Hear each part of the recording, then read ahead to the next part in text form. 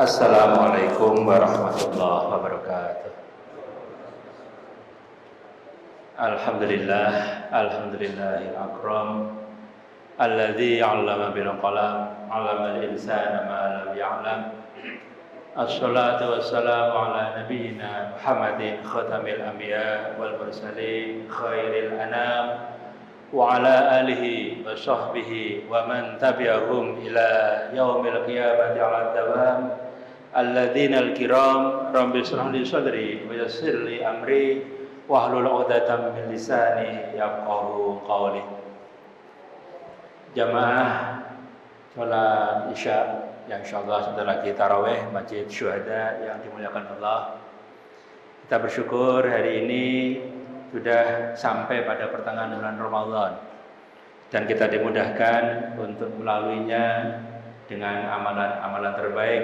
Mudah-mudahan kita juga masih dimudahkan oleh Allah mengisi Ramadan yang tersisa juga dengan amalan-amalan terbaik. Jamaah yang dimuliakan Allah, mungkin pernah suatu saat seorang sahabat, kawan, tetangga, atau mungkin bahkan diri kita sendiri menderita sebuah penyakit, katakanlah diabetes, penyakit gula. Dan orang yang kena penyakit gula itu tahu bahwa dirinya tidak boleh mengkonsumsi makanan, minuman dengan kandungan gula berlebihan. Suatu saat bisa jadi seorang yang kena penyakit gula nekat mengkonsumsi makanan atau minuman dengan kandungan gula berlebihan dan mengatakan yang penting membaca bismillah.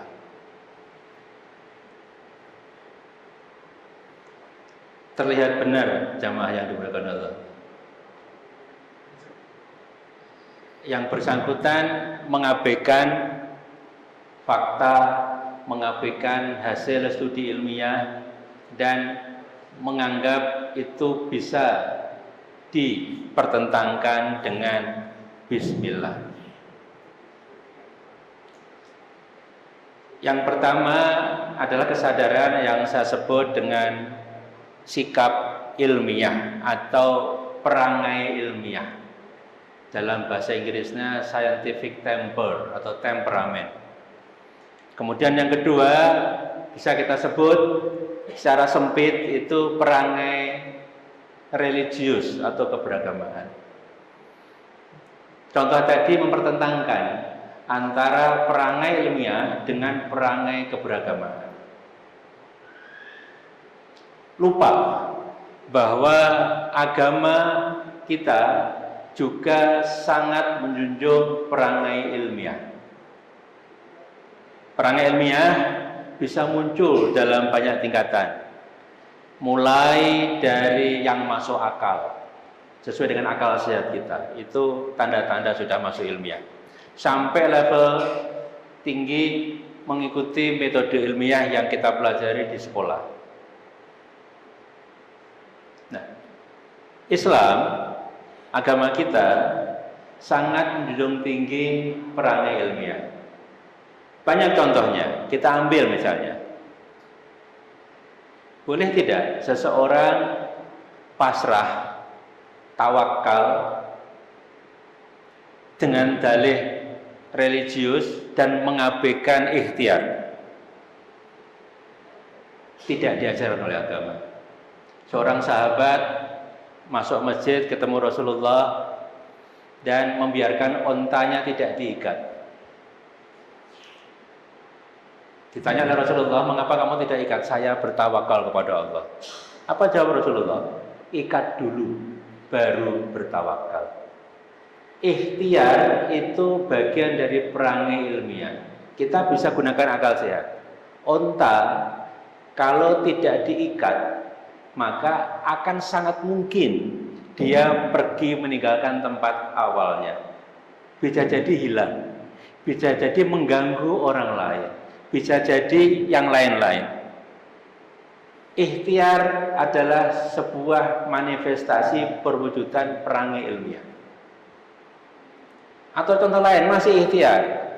Ikhtiar dari kata-kata khoyaro itu artinya memilih yang terbaik. Jadi ikhtiar itu adalah usaha terbaik. Kalau seseorang ingin menjadi dokter, kemudian kuliah, ikhtiar, betul ya? Tapi kuliahnya di fakultas teknik, itu namanya bukan ikhtiar. Kalau ingin jadi dokter, kuliahnya di fakultas kedokteran, bukan di fakultas teknik. Jadi ikhtiar adalah usaha terbaik. Kalau kita ingin sehat, ya melakukan ikhtiar-ikhtiar terbaik. Mulai menghindari makanan yang tidak dianjurkan oleh dokter misalnya, olahraga, dan yang lain-lain. Jadi ikhtiar adalah salah satu contoh perangai ilmiah yang kita bisa pahami dengan mudah siapapun. Karena ini sesuai dengan akal sehat, sesuai dengan sunnatullah. Nah, perangai ilmiah sampai level yang tinggi, Bapak, hadirin yang dimuliakan Allah, ini bisa sampai pada tahapan ketika kita selalu berpikir, selalu bertanya tentang apa yang kita lihat, kita rasakan, kita saksikan. Di Quran sangat banyak sekali ayat yang seperti itu. Apakah kamu tidak berpikir? Apakah kamu tidak menggunakan akal kamu dan lain-lain? Ketika ini dilakukan, maka akan banyak sekali manfaatnya. Umat Islam menjadi berpikir rasional, tidak terkecoh, tidak mudah terombang-ambing, tidak mudah terhasut, tidak mudah mengikuti narasi publik tanpa dasar yang jelas, misalnya. Karena dia menggunakan akal sehatnya. Seringkali hadirin yang mulia, kita diberikan informasi, yang informasi itu seakan-akan masuk akal, tapi tidak, karena kita lupa menggunakan akal kita. Saya kasih contoh Bapak, misalnya ada sebuah berita lah di surat kabar lokal. Kira-kira gini beritanya. Ditemukan 2 orang meninggal dunia di dalam sumur. Diperkirakan yang pertama masuk ke sumur dan terkena karbon monoksida yang dihirup. Kemudian yang kedua menolong dan akhirnya juga terkena racun yang keluar karena karbon monoksida. Jenazah keduanya ditemukan keesokan harinya. Masuk akal mboten?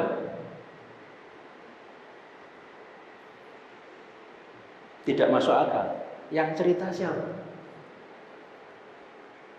Wong dua-duanya meninggal dan baru keesokan harinya ditemukan. Banyak cerita seperti itu Bapak, yang akan masuk akal, tetapi ketika kita pikirkan betul itu tidak masuk akal.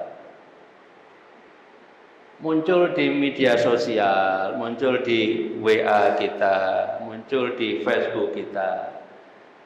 Dan kita karena tidak menggunakan logika yang sehat, seringkali mudah terprovokasi, terpancing. Perangai ilmiah kita ditantang.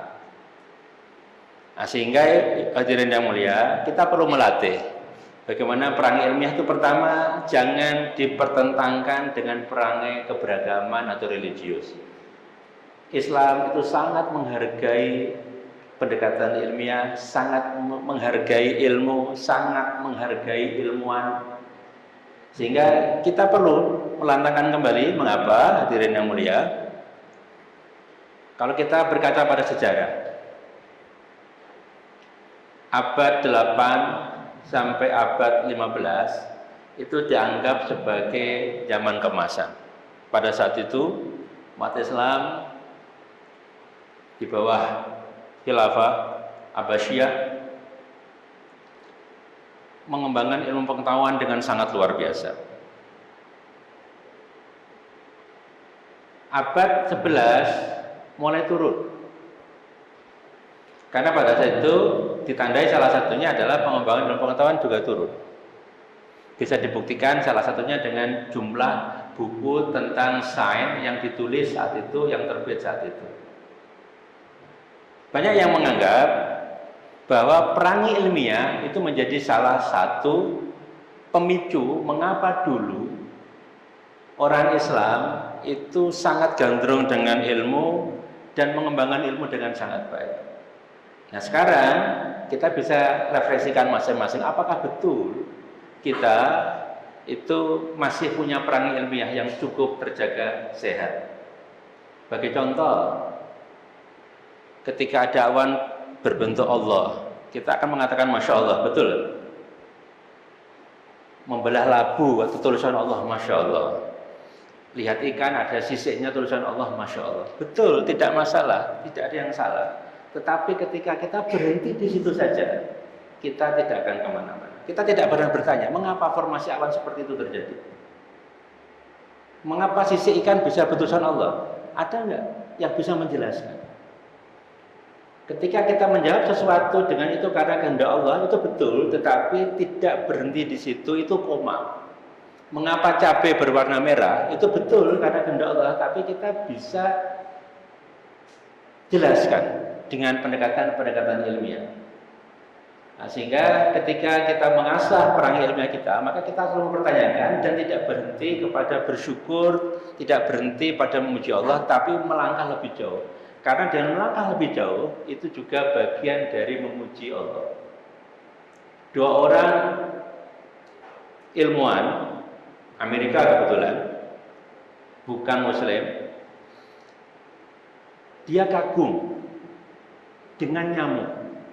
Nah, ini contoh, kagum dengan nyamuk. Kenapa? Nyamuk itu kalau mengambil darah kita itu tidak terasa. Itu yang diteliti. Untuk apa?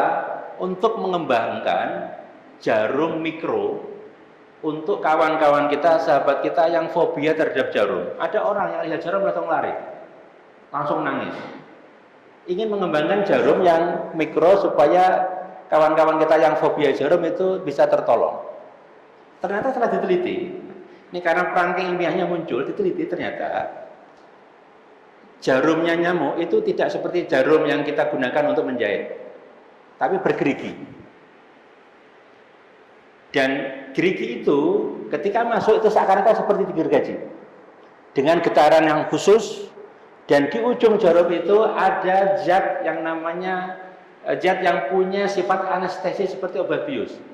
Jadi masuk dulu kayak dibius, kemudian kayak digergaji pelan-pelan dengan getaran tertentu, akhirnya bisa masuk dan tidak terasa. Itu yang ingin dikembangkan.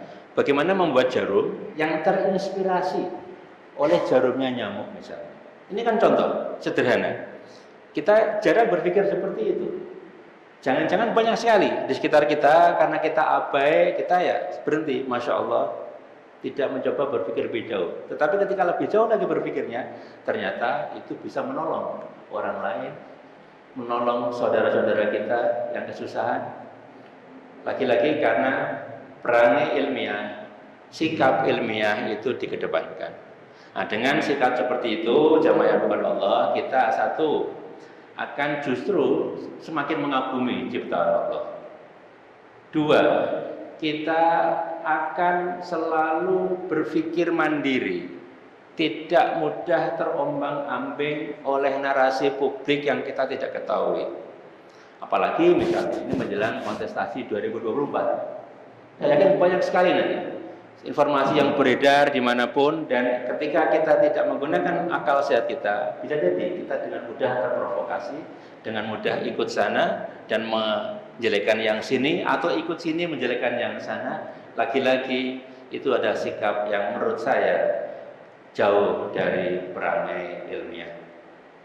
Hadirin yang mulia, yang dimuliakan oleh Allah, di waktu singkat ini tampaknya saya harus akhiri. Mudah-mudahan yang sedikit itu bermanfaat. Mari bersama-sama kita kembangkan perangai ilmiah. Perangai ilmiah itu perintah agama, bukan bertentangan dengan agama.